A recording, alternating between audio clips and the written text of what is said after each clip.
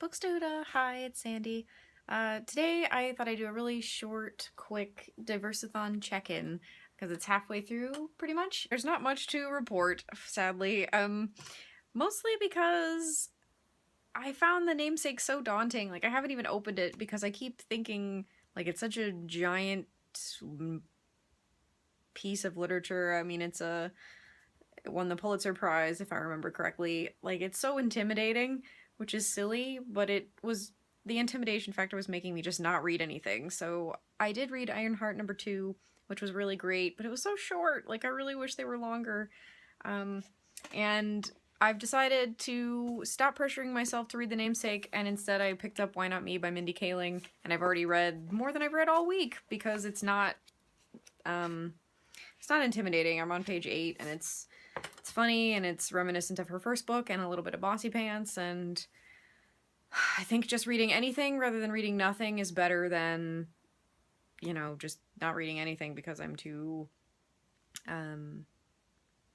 intimidated. So that's where I'm at. I did go see Hidden Figures last night, which was fantastic. I loved every second of it. It was funny, it was feisty, it was so moving, it was so many moments where I was just full of rage for the characters. The acting was superb. I mean, duh.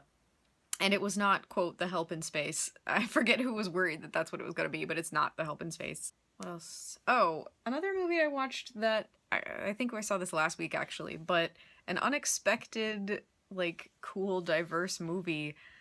And bear with me here.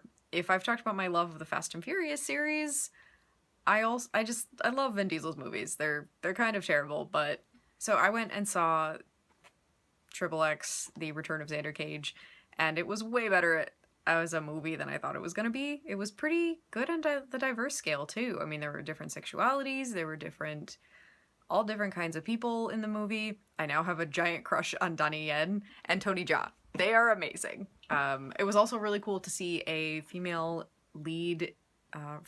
Indian romantic lead as the main romantic lead. I was afraid it was going to be Nina Dobrev, but I really loved her character. It was cool to see her not in the Vampire Diaries.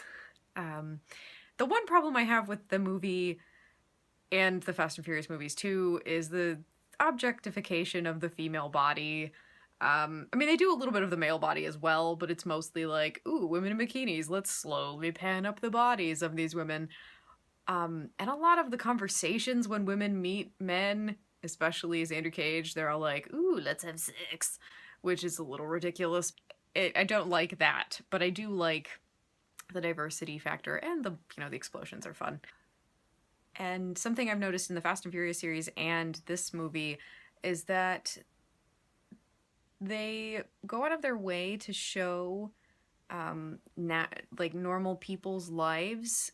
The opening scene of this XXX movie is Xander Cage stealing what you think is probably like a bomb or something, and turns out he's stealing a cable box for the people of a small village so that they can watch the football game, a soccer game.